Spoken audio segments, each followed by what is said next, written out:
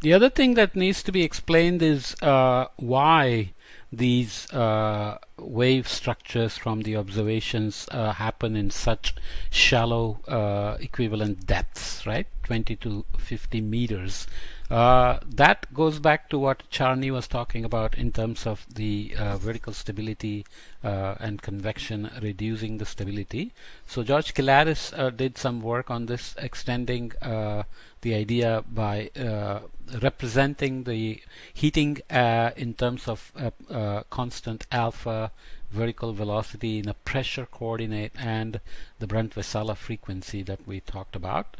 Then the thermodynamic equation can be written in terms of these replacement of the Q dot with this, so the heating rate. N squared here is the Brunt-Väisälä frequency given by G d theta dz over theta, as we know. Then the question is, how do you determine alpha, the constant? So that's the effective stability, 1 minus alpha q times n squared. One way we can get to these shallow equivalent depths is approximately what we did in the ocean, where we said ocean has an active upper layer and a very deep motionless deep layer, but in the atmosphere you can still do the reduced gravity concept looking at the vertical structure. So you define G hat as G times delta theta over theta bar. This is our reduced gravity. Then the gravity wave speed can be written in terms of the reduced gravity and the h bar. Now h bar is large, but this is very small.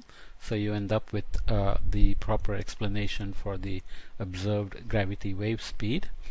Or you can write the gravity wave speed in terms of g and the equivalent depth, which is now much smaller given the concept of this reduced gravity. Okay, so the idea is then to look at the vertical section along the equator for temperature and zonal and vertical velocities. So this is the vertical cross section of a model experiment, a numerical model. Results along the equator shown here.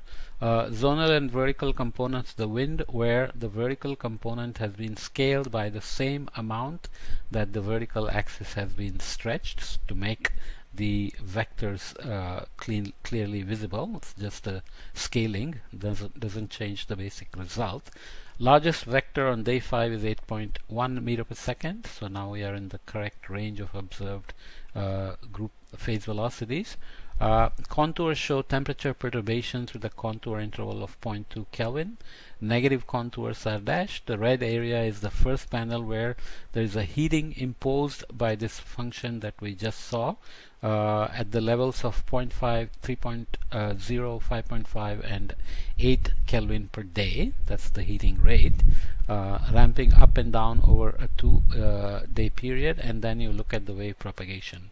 So the red and blue dashed lines here denote the propagation of the fast mode, which has a larger vertical structure, as you can see here, in height or pressure, and the second wave, which is a slow wave or the viscous mode, which is got much smaller vertical structure.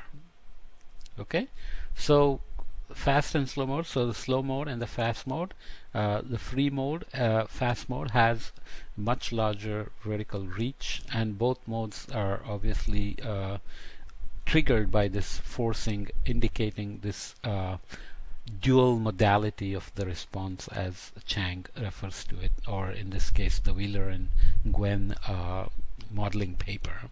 Okay, so the idea is still that the observed vertical scales of the fast mode and the slow mode, time scales and spatial scales, can be explained by these ideas, and it also explains why you end up with these small equivalent depths in this case. Okay, so we're explaining multiple characters of the observed data that we saw here, right?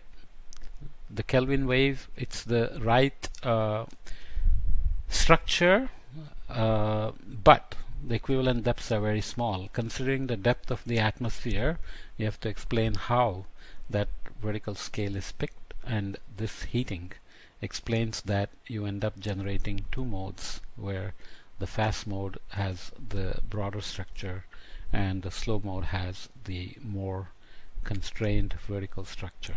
Okay. I'll come back to the surface flux feedbacks in the next podcast. This one is just 5 minutes, but that's okay. Let's just get to the used to the ideas.